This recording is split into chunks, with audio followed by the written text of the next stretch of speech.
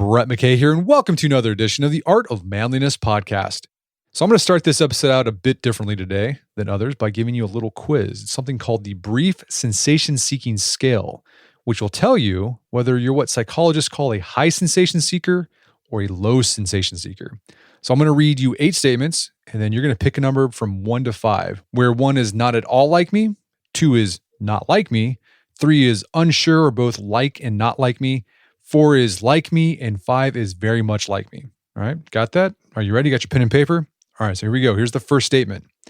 I would like to explore strange places. So remember, assign the statement a number 1 through 5, where 1 is not at all like me, and 5 is very much like me. So again, statement number 1, I would like to explore strange places. All right, number 2, I would like to take off on a trip with no pre-planned routes or timetables. Number 3, I get restless when I spend too much time alone.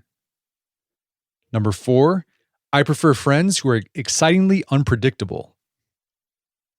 Number 5, I like wild parties. Number 6, I would love to have new and exciting experiences, even if they are illegal. Number 7, I would like to try bungee jumping. Number 8, I would like to do frightening things. Okay, now what I want you to do is add up all those numbers together. If you score between 8 and 16, you are a low sensation seeker. If you score between 16 and 28, you're about average for sensation seeking. And if you scored over 28, you are a high sensation seeker.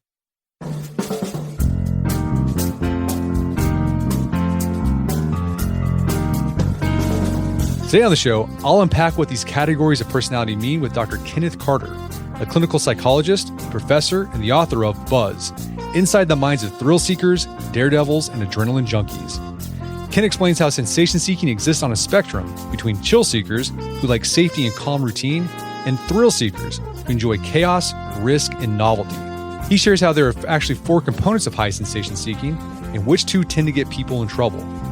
And we talk about whether being high or low sensation seeking is a matter of nature or nurture, how high sensation seekers fare in romantic relationships and what they should consider in choosing a career, and what the world's chill seekers can learn from its thrill seekers. After the show's over, check out our show notes at aom.is/buzz.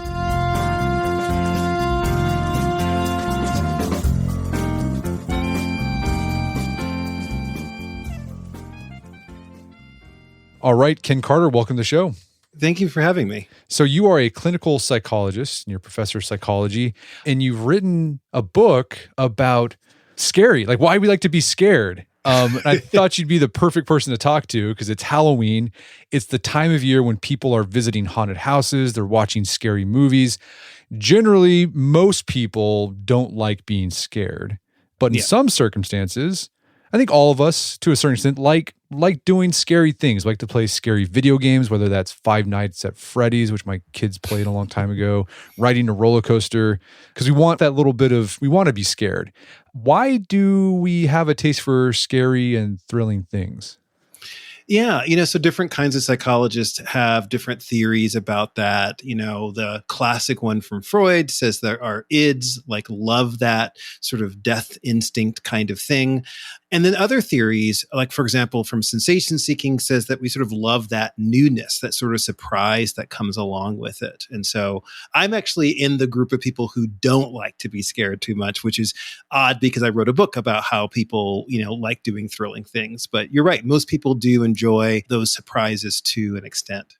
So it sounds like the inclination to seek out scary stuff, it resides on a spectrum. So you're on that end where it's like, I don't really like it all that much. No. I study thrill seekers, but I'm definitely a chill seeker myself. Are some people completely like they don't even want to watch a scary movie at all? Like they don't want any type of thrill at all? Yeah, I even though I'm pretty low, I've met people who are even lower who don't like being frightened, that have sort of an aversive reaction to fear in some ways. But I've also met people that are the opposite, where they don't even remember having any fear in them whatsoever. I actually interviewed a woman who didn't realize that she was in danger until someone told her that she was in danger. So yeah, definitely quite a spectrum. Okay, so your book, Buzz, you did extensive research on the people who love scary stuff. They're on that far end of the spectrum. So this is interesting because you're a guy who doesn't like scary stuff, and you decide, I'm going to figure out what's going on with these people that like to do crazy stuff, go to really scary haunted houses, base jump, bungee jump, all that sort of thing. And these are people who go out of their way to do thrilling and dangerous things. And the academic term for this is high sensation seeking. You mentioned some theories as to why most people like small scares in their life. What are the theories as to why there are people who are especially oriented to intense thrills? Yeah, I mean, if you think about it from an evolutionary standpoint, we need people who, or there's a benefit to people who can tolerate that chaos in life. Because if you're in a dangerous situation, you want someone that's going to be calm to sort of help you out of that.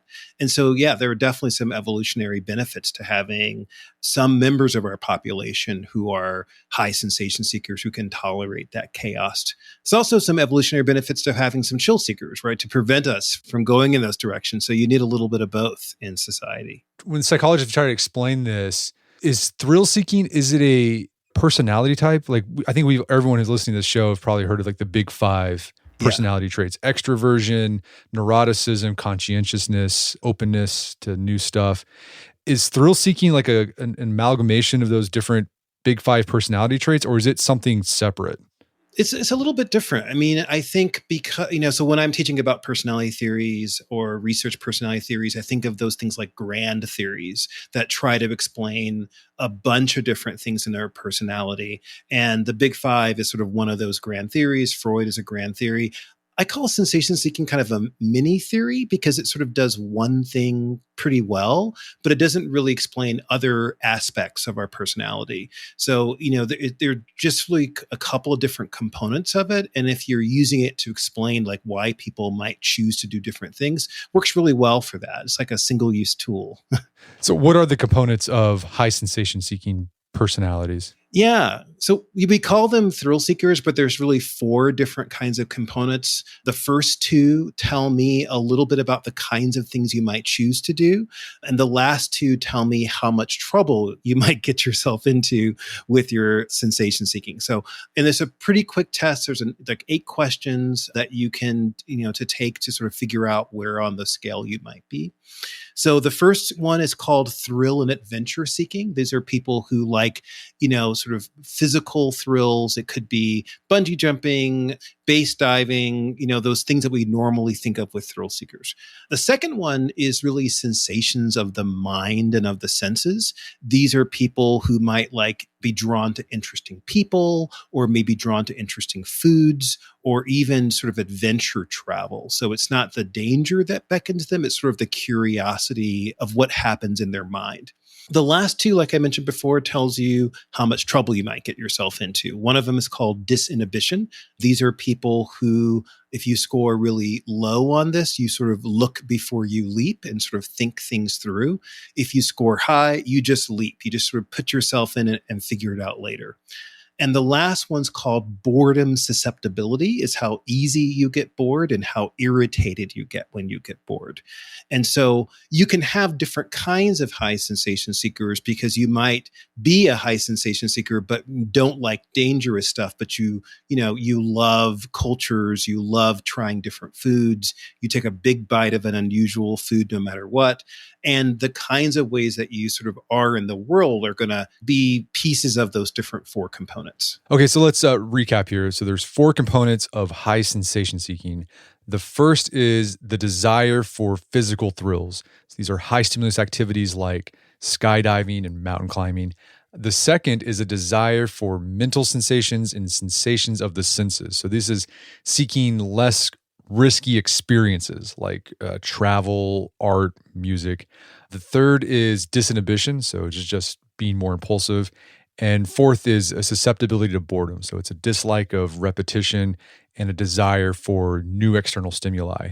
And someone could have different constellations of these traits. Like you could be high on thrill and adventure seeking, where you love doing dangerous stuff, but you're low on disinhibition. Like you're disciplined, you're conscientious.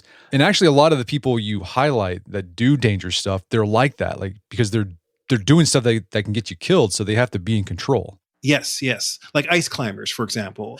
I interviewed one of the very first people to climb up Niagara Falls frozen. It took a lot of focus and concentration to tell what kind of ice it might be holding you or not. So you don't really want to be a high disinhibited, ice climber, right? Because you need that discipline to be able to do that pretty well. And going back to this idea that this thrill seeking is a mini theory of personality, I can see situations where you can look at someone who, on the big five personality, it looks like they should be a thrill seeker. They're extroverted, they're not very conscientious, etc.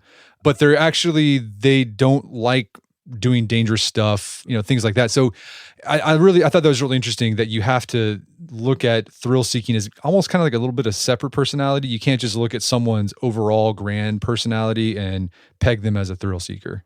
Yeah, in fact, one of the biggest, easiest to imagine that thrill seekers are these extroverted, sort of wild people who will do whatever.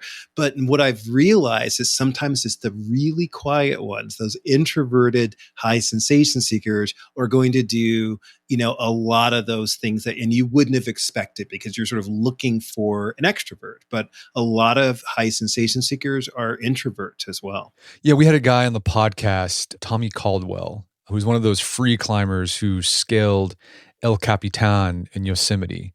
And, this guy, high on thrill seeking, but he also seemed pretty introverted. Yeah, yeah. This is the thing I love about psychology is like it helps you to understand like what might be going on inside someone's mind and sort of, put aside some of those assumptions you might have about different personality types. Is thrill seeking or high sensation seeking, is it a matter of nature or nurture, or is it both? It's a little bit of both. Some of the research suggests that maybe like 60% or so may be biological because there are some chemicals that are involved in sensation seeking that are a little bit different than in high sensation seekers than average and low sensation seekers. But we know that environment can have a big impact on that as well. To the biology, how is the physiology in a high sensation seeker different from someone of low or average sensation seeking? Yeah, so there's a lot of different differences, but the ones I usually talk about to help people think through, because there are some chemicals that people are usually aware of, focus on cortisol and dopamine. So cortisol, as you probably know, is that sort of stress hormone. It helps organize our body for, for that fight, flee, or freeze response when there's lots of chaos or dangerous things. So if you are surprised or scared, your heart rate will go up, your muscles rev up for those kinds of things. What we find is that high sensation seekers don't tend to produce as much cortisol in those chaotic moments. They're actually pretty chill and calm during those things that would normally cause people a cortisol response. But their dopamine levels tend to be a little bit higher. So dopamine is a neurotransmitter that most people have heard of that's associated with pleasure. And so when high sensation seekers are confronted with these chaotic experiences, they feel a lot of pleasure, but not that much stress.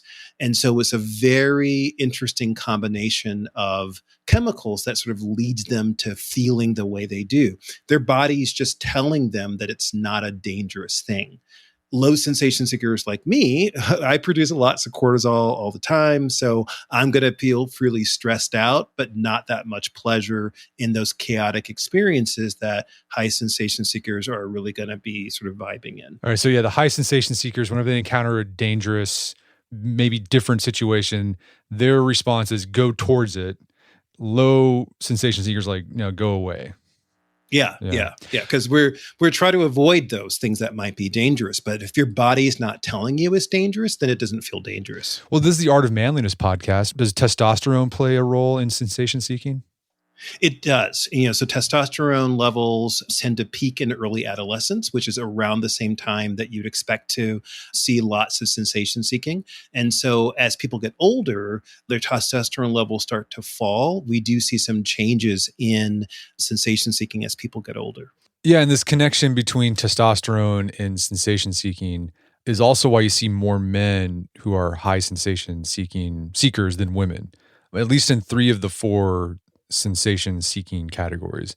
The women actually outscore men in the experience seeking category, which I think is interesting. But yeah, everyone has testosterone. So everyone also gets that decrease as you get older. And you highlighted people in your book where when they were young, maybe young adults, they did crazy stuff, travel without a plan, eat weird food, jump off of bridges. But when they got married or had kids, they started scaling that back Yeah. a lot. And I've noticed that in my own life. I'm 40, I'll be 42 here soon. When I was younger, I was up for I'm not a super high sensation seeker, but when I was younger, I would do crazy stuff. But now I look back I'm like, why did I do that? I was really dumb. If I was given that opportunity again, I'd be like, no, I'm going to pass on that. Yeah, yeah. And part of that's environmental and part of it's biological. Biological change, the changes in those hormones and like testosterone or another chemical called MAO tends to decrease in people that's associated with sensation seeking. But I also talked a little bit about things I called anchors in your life, things that sort of anchor you in, because the older you get, the more you have to lose, right? And so thinking about how other people might be impacted with those choices makes a big difference as well. Right. So maybe a guy is very cavalier about climbing dangerous mountains in his youth, but when he gets married and has kids, he starts having second thoughts about that pursuit. So we talked about nature. Let's talk about nurture a little bit. What does the research say about the way someone's upbringing as a child can nudge them towards high sensation seeking? Yeah, a couple things. I mean, and it's hard to sort of figure out sometimes because there might be lots of influences on that. Some of the research suggested that people that grew up with either spirituality or some religious background had some impact on their disinhibition. There's also some research that suggested that high sensation seekers said that they had more controlling parents. But it's very possible the parents might have seemed controlling because they were wanting to do high sensation seeking things. And so hard to figure out like what those environmental influences could be because there's so many influences on a person's life. One that I thought was interesting is if someone grew up in a home with a lot of kids, that might nudge them towards high sensation seeking because they grew up in a household that was pretty chaotic. Yeah. And so that tolerance of chaos can create that as well. Yeah. We're going to take a quick break for a word from our sponsors. And now back to the show. So, in addition to kind of exploring why some people are more prone to being high sensation seekers or low sensation seekers, you also looked at how does this affect the rest of their lives? So some of these high sensation seekers like to eat weird food, they like to do crazy, dangerous stuff, but how does it affect other facets of their life, like work, relationships? So let's talk about relationships. How do high sensation seekers approach their friendships and romantic lives? Probably in the same way they approach other aspects where they can tolerate that chaos. They are taking their sort of whole selves into those relationships. One of the things that sort of surprised me in the research was, and it probably shouldn't have, but that because we all think that other people see the world like we do, right? And so a high sensation seeker thinks that other people aren't as frightened of things that might be frightening.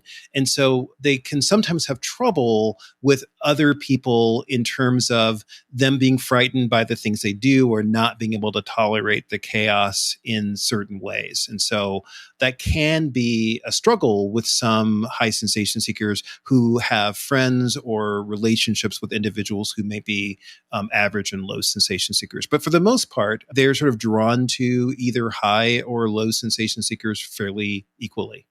Do they like more, I don't know how would I say this, drama in a relationship? Does that drama give them that high sensation that they need? Yeah. And that's sort of one of the things that drew me to this research to begin with, because I was originally going to write a book about people that I called chaos junkies, people who seem to sort of crave chaotic experiences. And so we know that high sensation seekers, they have that really wonderful balance of dopamine and cortisol when they're in chaotic situations. And so sometimes high sensation seekers won't back down from chaotic situations because they're fine in that space, right? And so they may create that drama because that's the space they tend to operate the best in. Yeah, I mean, talking about going back to the physiological response that high sensation seekers have compared to low sensation seekers, I imagine that someone with low sensation seeking personality, whenever they encounter a social conflict, like the cortisol is just pumping through their body. Hmm. They don't get any dopamine out of it. Like, this is unpleasant. And so they just want to avoid any conflict whatsoever. Whereas the high sensation seeker, whenever there's a conflict in the relationship, it could just be over like just dumb stuff. The cortisol is not pumping through their body, so they don't see a problem with the argument or the disagreement. It's like, oh, it's just normal and it's fine and everything's okay. Whereas the low sensation seeker would be like, this is awful. The relationship's terrible. We're in a bad place. So I imagine that could happen. Yeah, which is really like the thing that sort of drew me into psychology anyway. When you have one situation, you see two people responding really differently to it.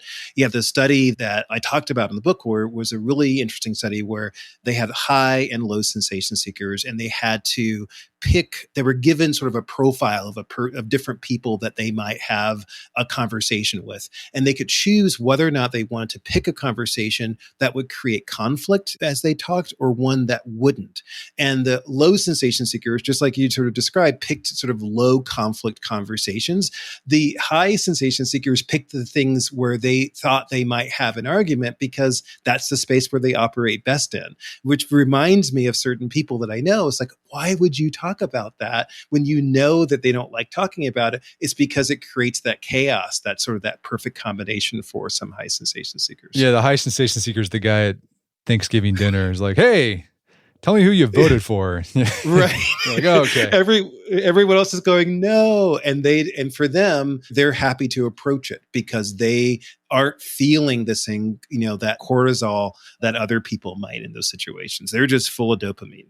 Oh, yeah. And then I'm curious, are high sensation seekers and low sensation seekers able to be romantically partnered? They can, yeah. So high sensation seekers really are sort of focused on that relationship piece. They're drawn equally to high and low sensation seekers for romantic relationships. The piece they have to sort of watch out for is that empathy around the things that might cause that low sensation seeker some stress. So what I recommend that people do is they take this sensation seeking survey, and they can sort of find out where there might be some ways where they can come together. The one couple I worked with, for example, they found out that they both have high levels of experience seeking, so that they might do some adventure travel together, even though the high sensation seeker might also be high in thrill and adventure. They're not going to take their partner with them bungee jumping, but they might do some fun, like food adventures, for example, or travel to unusual places together. Oh, I thought it was interesting in the relationship section. We talk about the 6 styles of love from this guy, John Allen Lee. Mm-hmm. And he developed this in the 1970s. And so the 6 different types, there's agape, they come from Greek types of love: agape, eros, storge, pragma, mania, and ludos. Right. And so ludos is game playing love. So this is people who are drawn to the hunt for love, the chase. That's what they like. And research shows that high sensation seekers are more drawn to that ludic type of love. Yeah. And I mean, and I know, like, as a clinical psychologist, that it takes different kinds of skills to find someone than it is to sort of maintain a relationship. So I wondered whether or not high sensation seekers may be better at sort of the beginnings of relationships, and may struggle sometimes with the middle of relationships, because for some people that I interviewed, that part just gets like dull to them. One woman I talked to said that she not only jumps out of perfectly good airplanes, but she jumps out of perfectly good relationships, because she sort of gets bored. And that's part of that, since that can be part of that sensation-seeking personality for some people. Yeah, it reminds me of that B.B. King song, "The Thrill Is Gone." That's what the high sensation seeker might say after, faster. Right. And so finding ways of maintaining that, or even being aware that that could be an issue, can really help some people. And that's one of the things I love about doing stuff like this, where writing a book for everyday people, hopefully some people will see themselves in that description and maybe, try to navigate that a little bit better. Let's talk about the work that high sensation seekers are drawn to. What kind of jobs do they like to do? I think about sensation seeking as part of a person's personality. Some people employ that in their work and not just in their out of work time. So you can see that in first responders, for example, people in the military. I interviewed an emergency room physician and a nurse. Anywhere where you expect to find chaos, you want people who can handle that chaos in a way that is sort of elegant. But sometimes they find themselves out of those kinds of jobs, and that can be tough for them because they use that part of their personality in their jobs. Okay, so if you're a high sensation seeker and you just constantly feel bored at work, maybe one suggestion there is to find a job that offers more sensation. Right, right. Or find some recreational activity that can account for that for sure. And going back to this idea that there's not just one type of high sensation seeker. You can be someone who likes to look for excitement, thrill, etc., but is low on disinhibition, like you're disciplined. So like you talk to a lot of like military special forces guys who loved the thrill of jumping out of an airplane or being shot at, but they were incredibly, incredibly disciplined. Yes.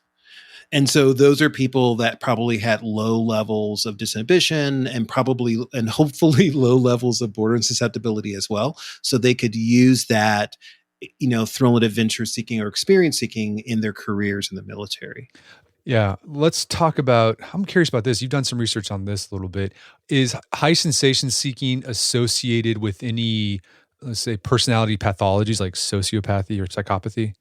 It can, and what I don't want to suggest is that people that are high sensation seekers have some kind of psychological disorder. But when you look at certain kinds of psychological disorders, there are high sensation seekers may be sort of overrepresented in certain categories. You can see them overrepresented in antisocial personality disorder, a little bit overrepresented in addictive disorders, whether or not they're behavioral addictions or even like different kinds of chemical addictions as well. Do you have any advice for high sensation seekers who are listening right now on how to use their unique personality trait to flourish in life and make the world a better place? Yeah, I think that the key is to make sure that you have that disinhibition and boredom susceptibility sort of under control, but also to think about that sort of empathy piece in terms of how other people might experience that high sensation seeking. If you're in a car and, changing lanes and going back and forth, you're probably really chill, but your passenger may be really freaked out and you might not realize it. So it's important to sort of stop and think and to be able to see how other people might experience those things that you might be doing to make sure those relationships are going well. Any advice for parents who've got kids who like this kid might be a high sensation seeker and they're just pulling their hair out because they're just driving them crazy? Yeah. And, and I've gotten a lot of emails from parents asking for that kind of advice. To me, finding some things that their kids might do so they can do that high sensation seeking in a healthy way. One thing I really try to emphasize is that these things that you see high sensation seeking people do is not just what they do, but sort of who they are as a person. We can find that when people aren't allowed to express that, it can really impact them because they don't have access to that thing that brings them awe. So maybe enroll them in activities where they can do those high sensation seeking kinds of things, whether or not it's, that emotional high sensation seeking in terms of the experience seeking, or maybe it's, a certain kind of gym that really emphasizes rock climbing or adventure sports, helping them find a way to do that that's sort of safe and respectful of other people is everything. All right. So give them an outlet is Yeah. basically what you're saying. What about us? I would consider myself today on the lower end of sensation seeking. Is there anything we can learn from high sensation seekers? I feel like there are. I mean, I feel like, one of the things I feel like I learned from talking to high sensation seekers are a couple things that I really try to employ in my life a lot more. Part of it's sort of trusting yourself. I think a lot of low sensation seekers were trying to avoid risk at all cost. But the thing I found from a lot of high sensation seekers is that they trust themselves and that things work out better than they think they're going to. They did this really interesting study that I always love talking about whenever I have a chance, where they had people sort of think about what things were they worried about at the moment. And then they came back to them a couple of weeks later to say, hey, did those things that you were worried about actually happen? And if they did happen, how did you handle it? And what they discovered was about 80% of the things that people worry about on a daily basis never happen. But as a low sensation seeker, I feel like I sort of arrange my life so I have a plan A, a plan B, a plan C for everything. High sensation seekers trust themselves and they sort of put themselves into situations and they figure it out. And I feel like that's a lesson I feel like I've learned from them. Have you done any like crazy things since you've done this book? I think the book was probably the craziest thing I've done. But those physical things, I just don't have the hardware to run that sort of program. I get too overwhelmed, too much, not enough dopamine, way too much cortisol. But I feel like I have tried more unusual foods because I feel like the worst that can happen is I just don't like it. So one thing I tell a lot of low sensation seekers is sort of embrace your own version of awe. That awe for a high sensation seeker is going to be bungee jumping and base diving. That may not be your awe. And so the things that I find full of awe are going to be kind of dull for high sensation seekers, but I feel like I'm going to find my dopamine in my own ways. Yeah, I love that. So you have here, feel your own type of awe. Try new things. So if someone gives you, hey, let's go do this new thing, instead of being like, no, I don't want to do that. Yeah, just go ahead and do it. You probably won't regret it. Right. Yeah. Right. Well, Ken, this has been a great conversation. Where can people go to learn more about the book and your work? I'm at drkencarter.com on social media, but also on my website as well. So you can check out my book, which is Buzz, Inside the Minds of Thrill Seekers, Daredevils, and Adrenaline Junkies, anywhere you find books online. Fantastic. Well, Ken Carter, thanks for your time. It's been a pleasure. Thanks so much. My guest today was Dr. Ken Carter. He's the author of the book Buzz. It's available on Amazon.com. Check out our show notes at aom.is/buzz, where you can find links to resources. We delve deeper into this topic, including a more comprehensive test for determining where you are on the sensation-seeking scale.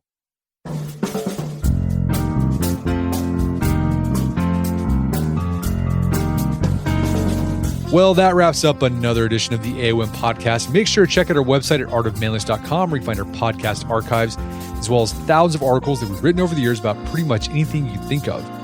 And if you haven't done so already, I'd appreciate it if you take 1 minute to give us a review on Apple Podcasts or Spotify. It helps out a lot. And if you've done that already, thank you. Please consider sharing the show with a friend or family member who you think would get something out of it. As always, thank you for the continued support. Until next time, it's Brett McKay, reminding you to listen to the AOM podcast, but put what you've heard into action.